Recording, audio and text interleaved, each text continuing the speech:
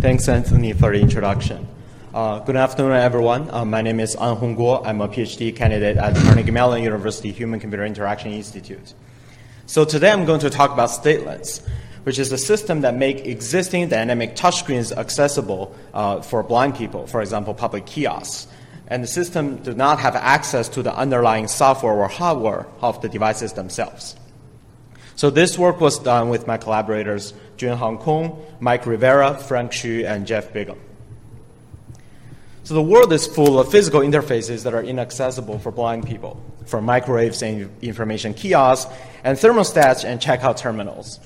And blind people cannot independently access these interfaces because there are visual information that are textually the buttons are textually indistinguishable, and there are visual information that cannot be read. And making all of these interfaces accessible has been a long-standing challenge in accessibility, and many approaches have attempted to address this problem. So for static interfaces, my prior work on StateLens allowed blind people to access them similar to using a screen reader. So when the user moves their finger on the physical interface, StateLens will provide them with real-time feedback of what is underneath their finger. And for home appliances, blind people often add tactile markings with the help of their friends and family. And my prior work on facade enables blind users to independently create these 3D printed tactile overlays for static home appliances. However, enabling access for dynamic touchscreen interfaces is especially difficult because of three reasons. First, the visual interfaces change, so static tactile overlays won't work. And interactions occur over multiple different screens. Therefore, it's very difficult for the user to search and navigate through each screen. And it's also very difficult for the system to identify the screen in a large state space. And furthermore, it is also very easy for the blind user to accidentally trigger touches on the screen because they cannot reliably hover on the screen while moving the finger around, so they cannot freely touch and explore. And it's just much harder to use dynamic touchscreen interfaces for blind users because you can't see where you're going, and also you can't touch around to figure it out. And to solve these problems, we introduced StateLens, which is a reverse engineering solution that makes existing dynamic touchscreens accessible. So here's the video of a blind user using StateLens to access a coffee machine mockup. So I want to mention that this setup with a head-mounted smartphone is definitely unwieldy, but in practice, it can be non-obtrusive and sleek with a head-worn camera and headphones integrated into the user's glasses that are already wearing. Stay. Hot beverages. Select strap. Target. Strong. Move down. Move down. Move down. That's strong. Press it. That's strong. Press it. Move up slowly. Stay. Hot beverages. Place the right cup size and press go. Target. Go. Move up. Move up. Move up. Move left slowly. No finger. Let go. Press it. Let go. Press it. Let go. Press it. Stay. Your drink is being prepared.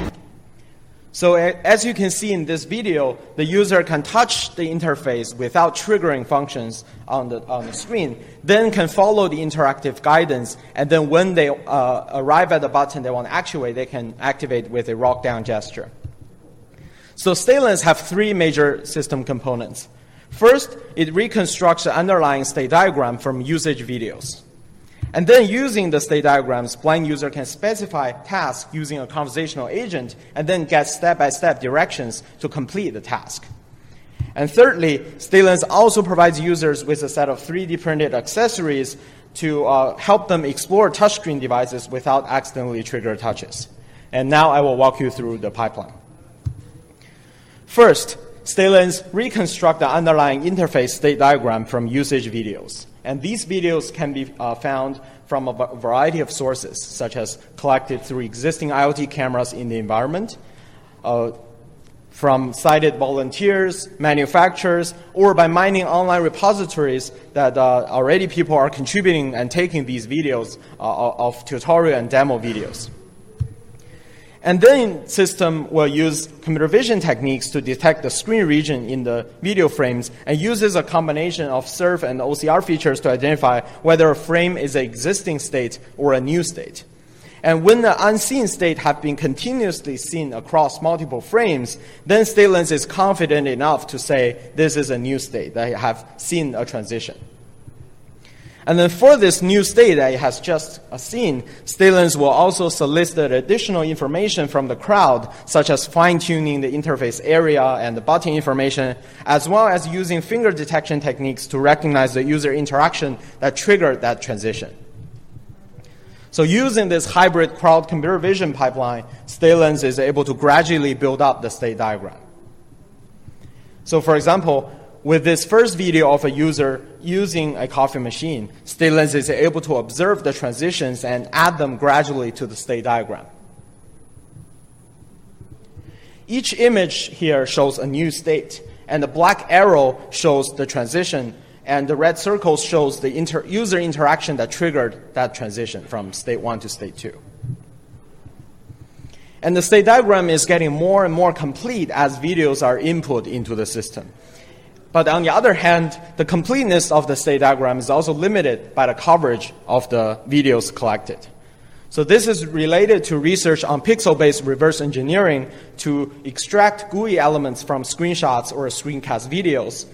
StateLens, in contrast, extracts the structure of physical existing interfaces from the much noisier out-of-the-screen pixels, because it does not have access to the underlying software or hardware of the existing device.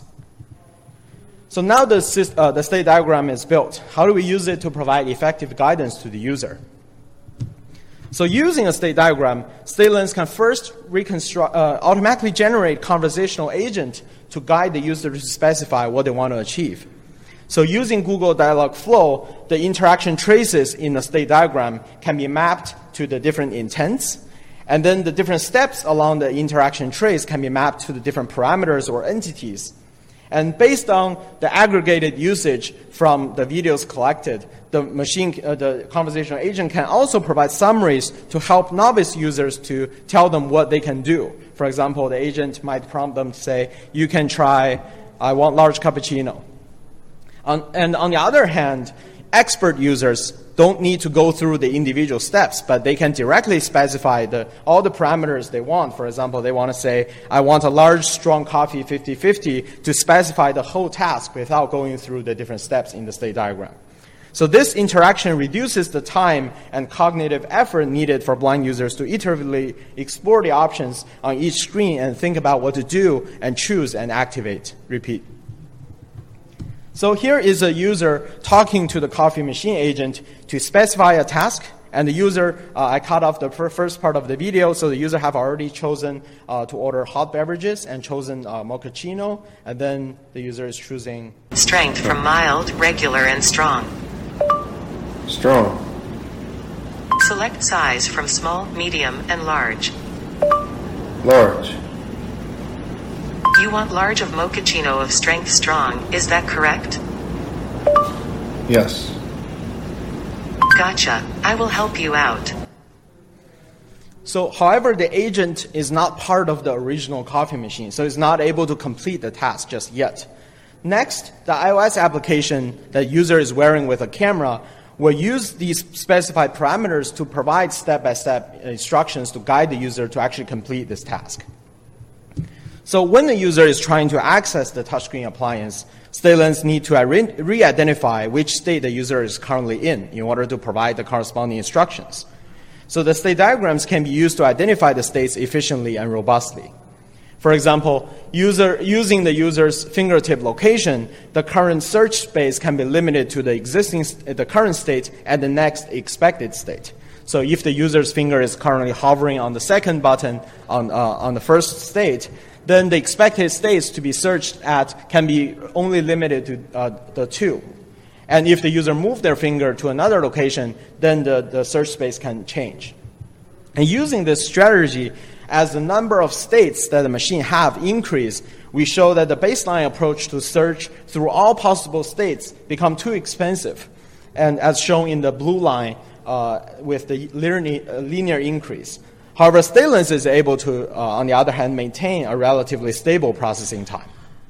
So this shows that the state diagram was effective in giving the user real-time feedback and interactive guidance. And finally, to allow risk-free exploration, we designed a set of 3D printed accessories for capacitive touchscreens. So when the user is exploring on the screen, the accessories can prevent accidental touches. And then to activate a touch, the user can perform a rock-down gesture with the top finger ring or a finger cap. And for the stylus, the user can use the other finger to touch a capacitive trace to activate that touch. And with these components, StateLens users can access a dynamic touchscreen device by following the step-by-step directions.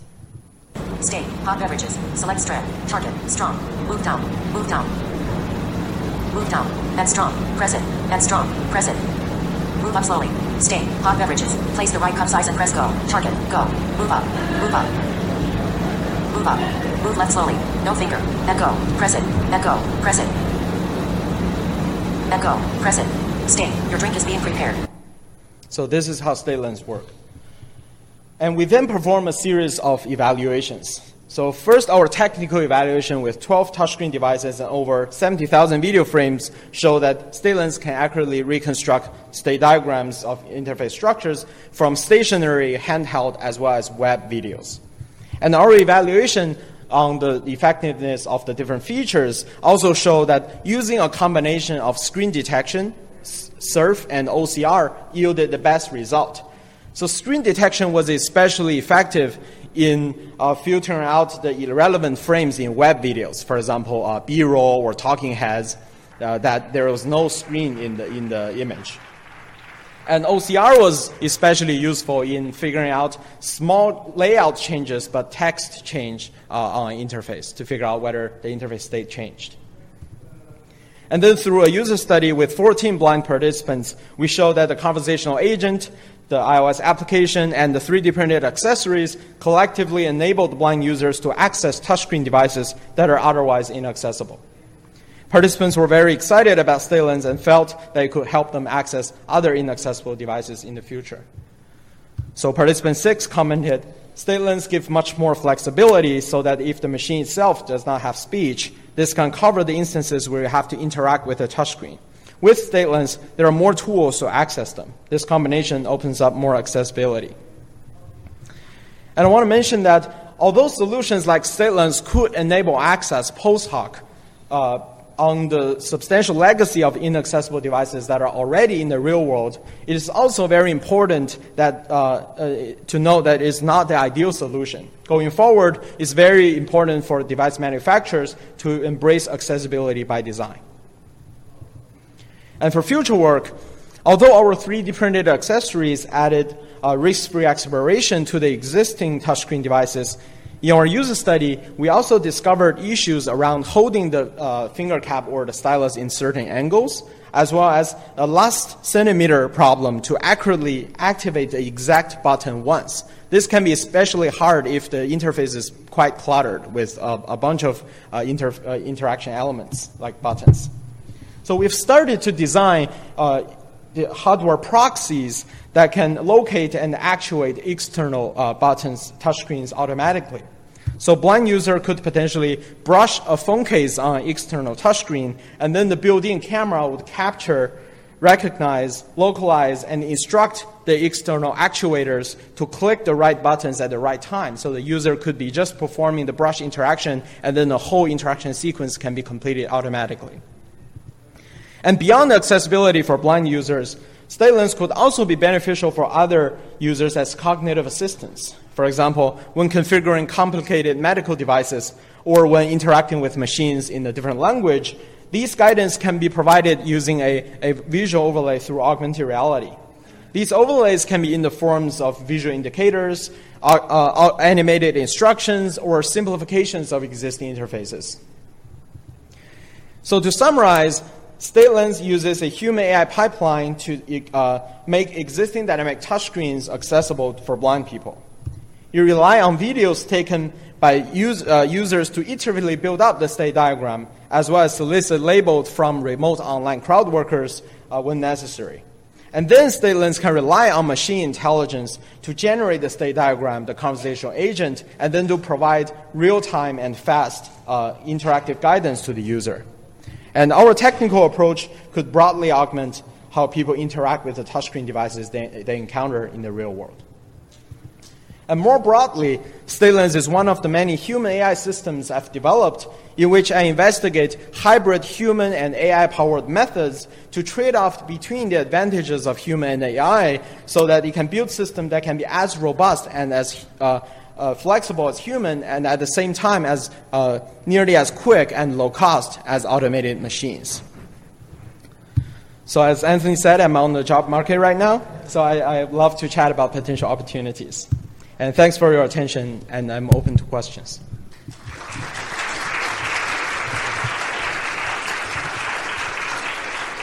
Okay, thank you so much, Anhong, for the presentation. So now it's the audience time. Any questions?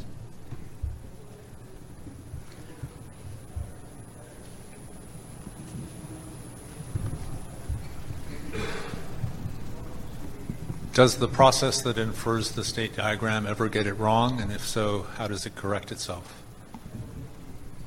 Yeah, so in our technical evaluation, it is true that so there are two kinds of errors. One is if a state is detected and registered more than once, that's a duplicate, and that will reduce the precision. And if the state is in there but we did not retrieve it,